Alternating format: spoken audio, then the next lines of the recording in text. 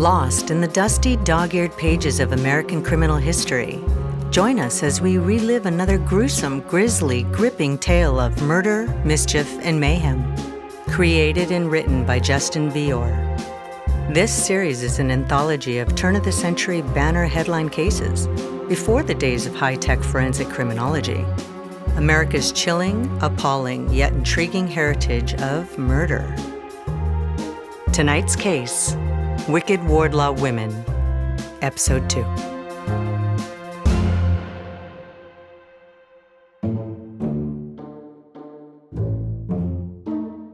Well, come back for more, have you? Can't get enough of those Wardlaw women, eh? The Sisters in Black from part 1 of our story. Fetching specimens of delicate old-world femininity beneath the veils and black mourning garb, of course, which was apparently their unorthodox apparel 365 days a year. High fashion. So where were we? The year was 1909, and Chief Bell of the East Orange, New Jersey Police Department had interviewed several intriguing witnesses who had come forward to participate in his investigation of the Wardlaws. The inquiry revealed these 3 birds to be rather, well, I suppose, bizarre is the word.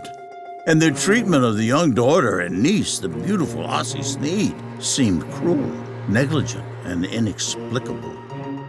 Among the witnesses were Drs. Simmons and Pettit, who spoke of the emaciated state of the girl and the deplorable living conditions in which her corpse was discovered. A local midwife, Miss Elizabeth Mogg, tipped off Chief Bell to the existence of the baby boy to whom Ocey had given birth. Her Aunt Virginia Wardlaw ripped the days-old infant from his mother's arms and left the child anonymously at East Orange's St. Christopher Street Hospital. Local attorney Julius Carrabba related to the chief how the Wardlaws attempted to persuade him through bribery to prepare Ocey Snead's will at their direction, likely diverting the girl's property holdings to the selfish benefit of the Wardlaws. Money always smacks of motivation for murder. With these facts and circumstances now recapped, let us now forge on with the lot before us. Part 2 of the Wicked Wardlaw Women and the mysterious death of Ocey Snead. Extra! Extra! Nude bathtub girl worth $32,000 in insurance money. Relatives charged in conspiracy. Manhunt for mother continues. Mother may be nude too. Nude mother? Here, boy, I'll take a paper. Skin sells, even in the early days of the 20th century. Meanwhile, the mother of the deceased, Ocey Snead, Mrs. Caroline Wardlaw, the large woman with hypnotic eyes and missing teeth, who seemed to be the leader of the weird-clad-in-black clan, was holed up in a room at the Hotel Baynard on West 49th Street in nearby Brooklyn, New York. The date was the 15th of December, 1909. After peering out the window to make sure the coast was clear, Mrs. Martin headed through the hotel lobby, somehow under the confident belief that no one would notice a 200-pound apparition donning black mourning weeds 10 days before Christmas. But tipped off by an unsettled hotel desk clerk, police had the lobby under surveillance and quickly pounced. Mrs. Caroline Wardlaw Martin, we present a warrant of authorization for your detention and arrest, issued by... I say, Mrs. Martin, come back! I order you to cease and chase her, Maxwell! Mrs. Martin, don't make our expedition more difficult than... My God! She's strong as an agitated ox! Officers, help me subdue her!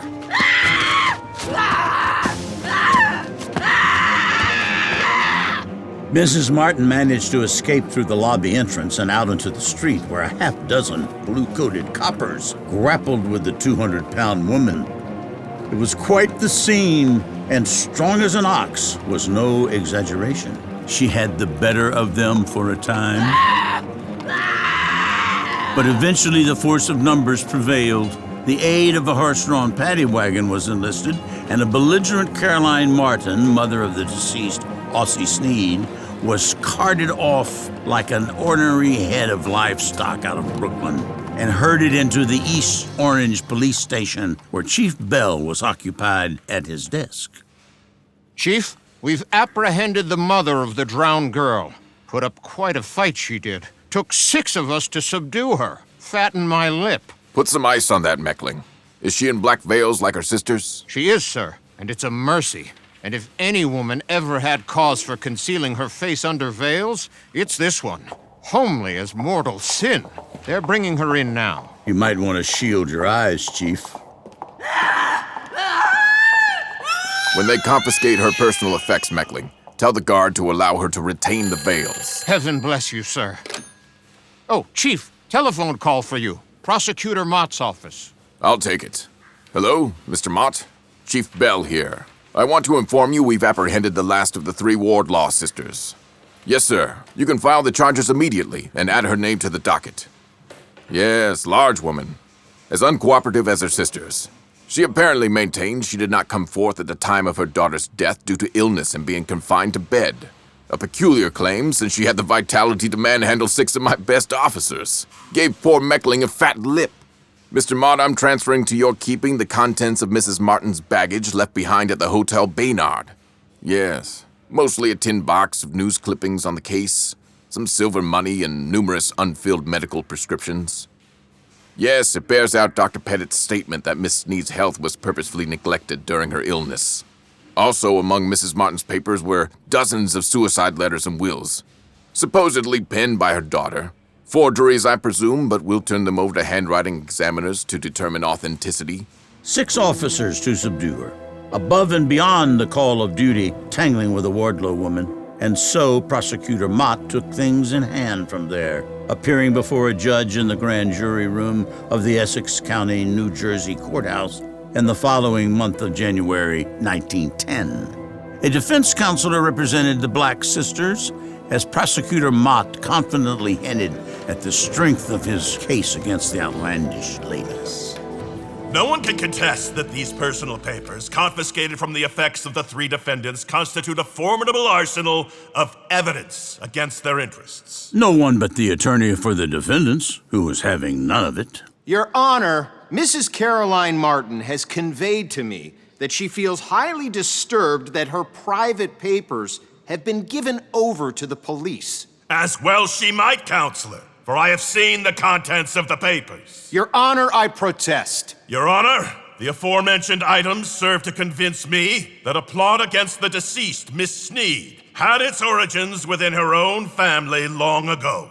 The state petitions the court for the handing down of an indictment charging murder in the 1st degree against Miss Virginia Wardlaw, Mrs. Mary Snead, and Mrs. Caroline Wardlaw Martin. Extra, extra! 50 suicide notes by nude dead girl found to be genuine! Dead girl was nude! Extra! Newsboys were loud and persistent in the early 20th century and days before 24-hour television, latched their teeth into a good case with catchy headlines, and hawked it for all it was worth.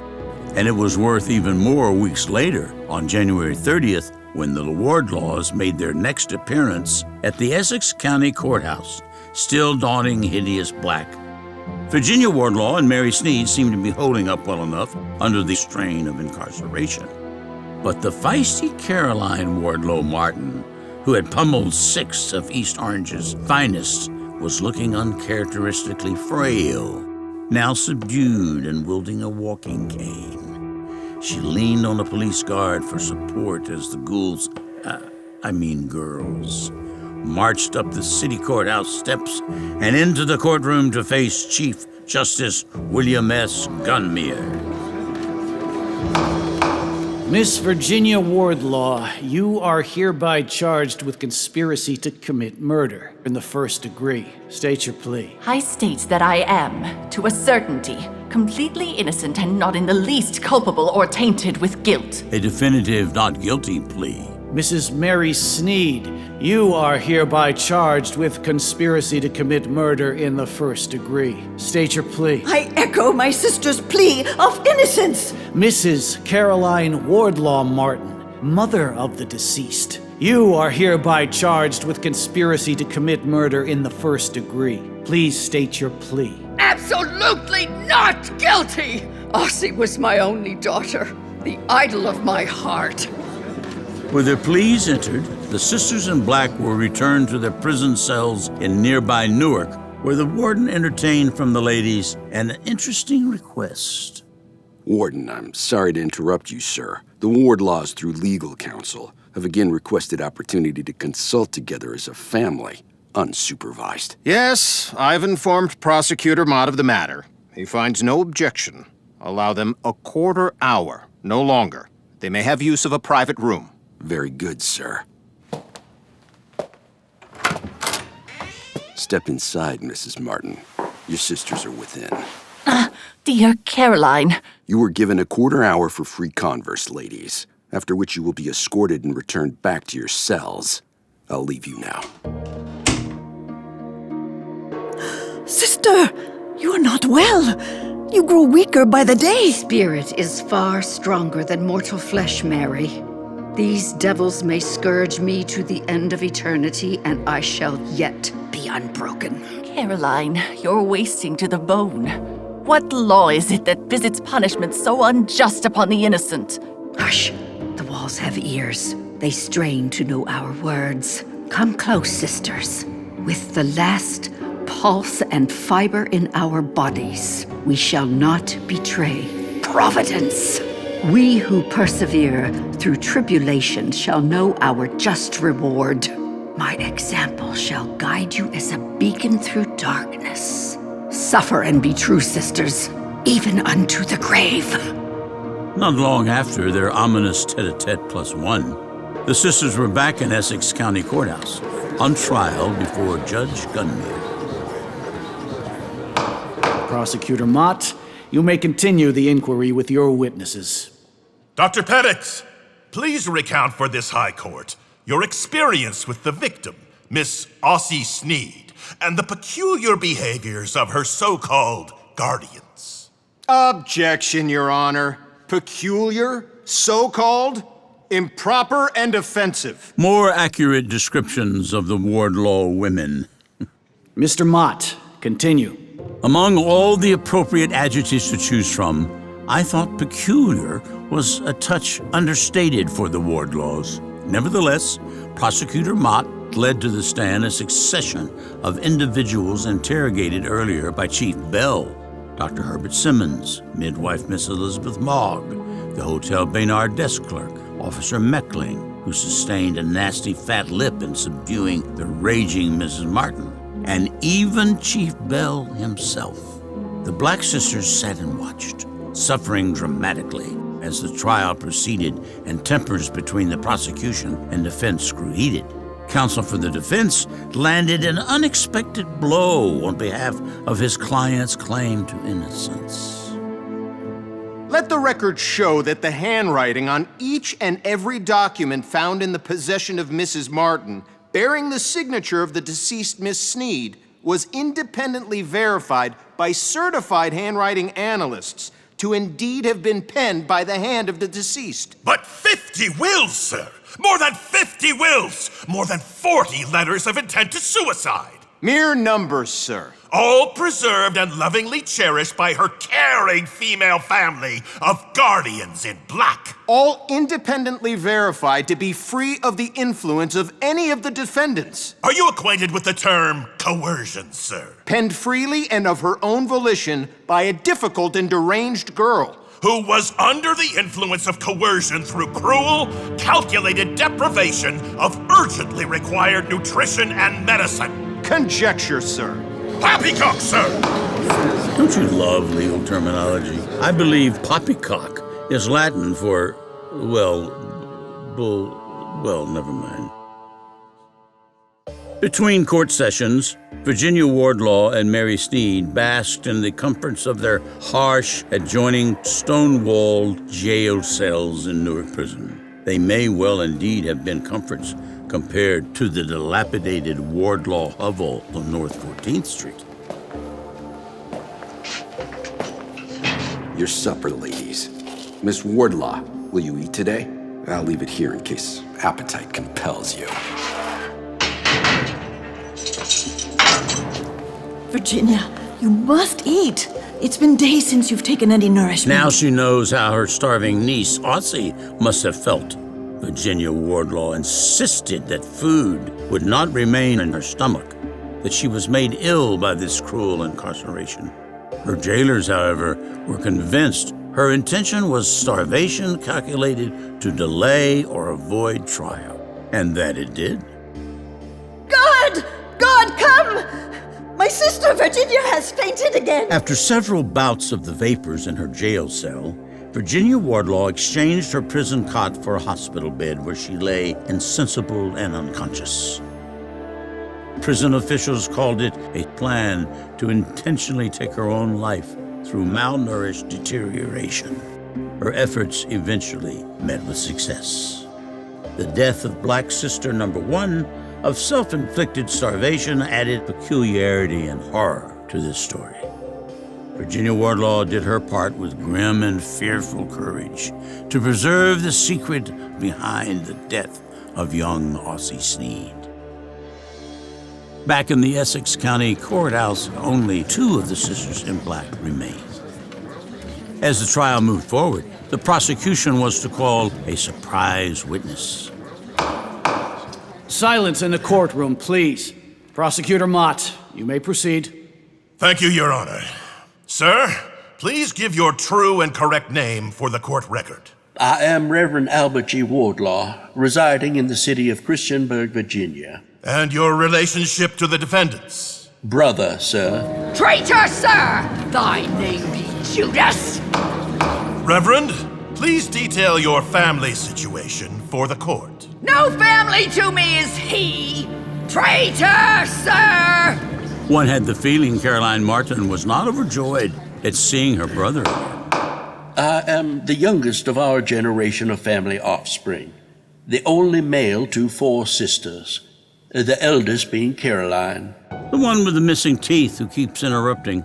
You refer to Mrs. Caroline Wardlaw Martin, now present here in this hall. The very one. Proceed, sir. Proceed to wag your vile tongue with lies of defamation! The defense counselor will restrain his client, please. Caroline wasn't holding up well under the pressure.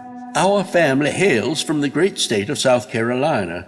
Wardlaw ancestors fought proudly for the Confederate cause in its valiant but failed struggle to... Yes, sir.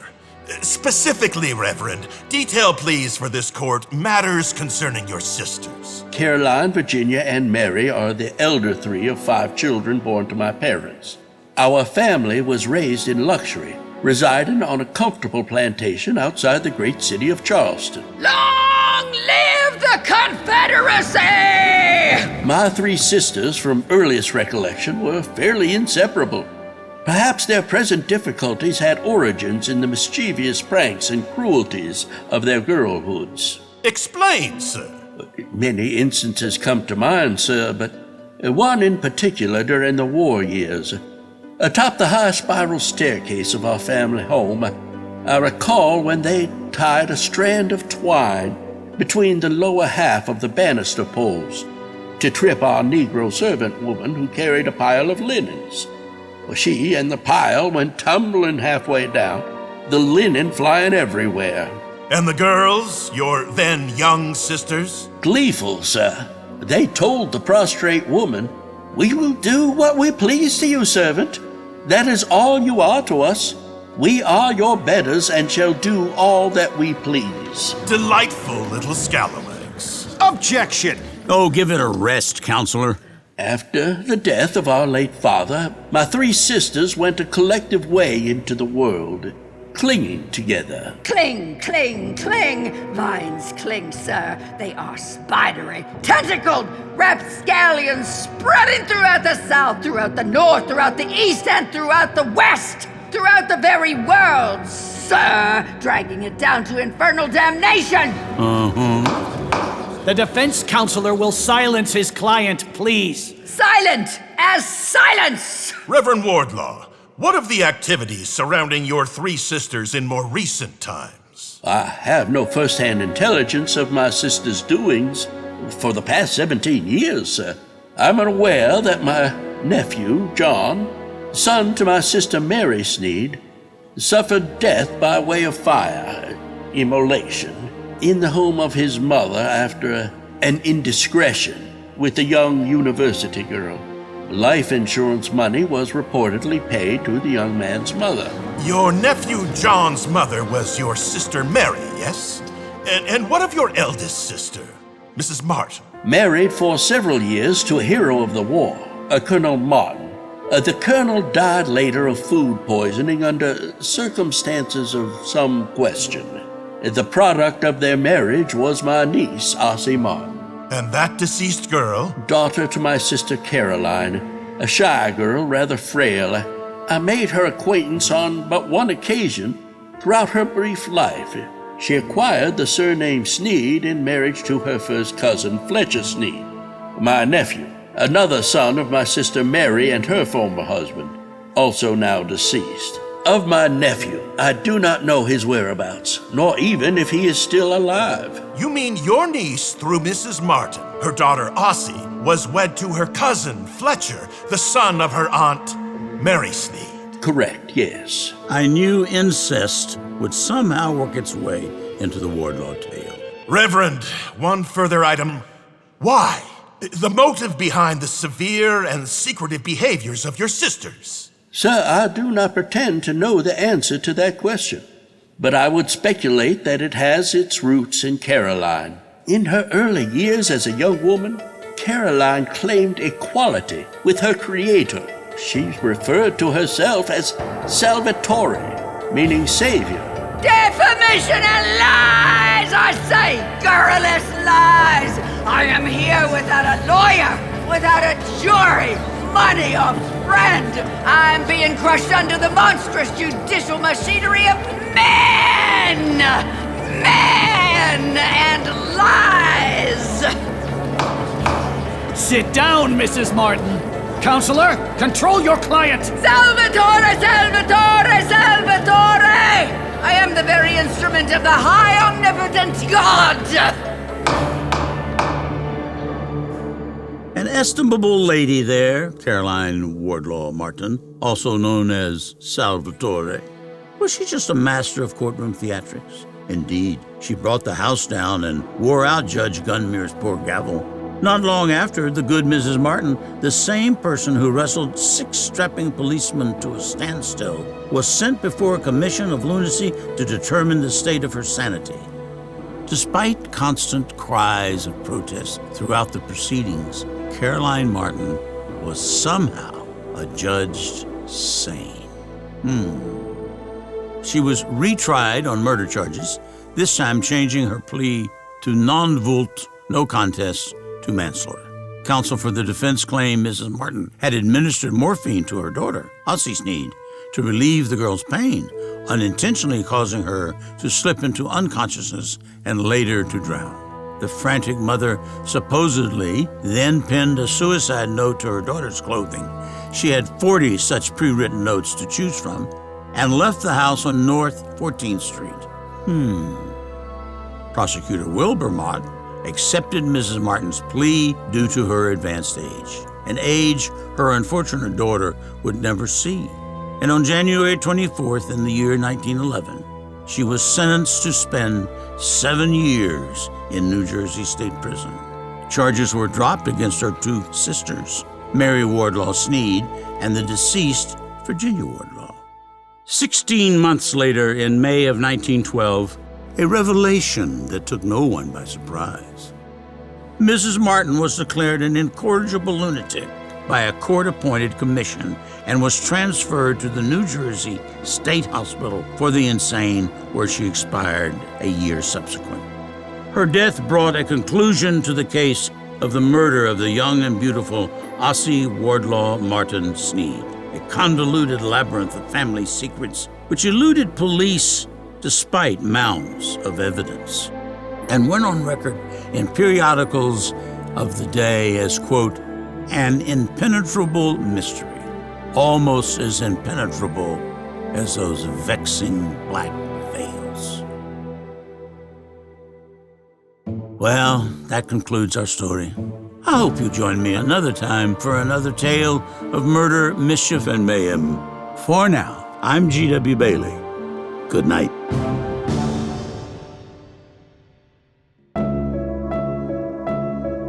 Murder, Mischief, and Mayhem is an anthology of our rich American heritage of scandal, mystery, and murder, revived from the faded pages of history. You can find Murder, Mischief, and Mayhem wherever you listen to your podcasts. Created and written by Justin Vior. Directed by Ken Yaz. Narrated by G.W. Bailey. Produced by Ed Adler and Ken Yaz. Sound design and music score by Ray Soldick. Casting by The Voice Caster. Script supervision by Stephen Glennon and Maria Norris. This podcast is dedicated to the memory and inspiration of Dr. W. Keith Krause. Murder, Mischief, and Mayhem is the property and production of Ed and Ken's Excellent Adventure, LLC. All rights reserved.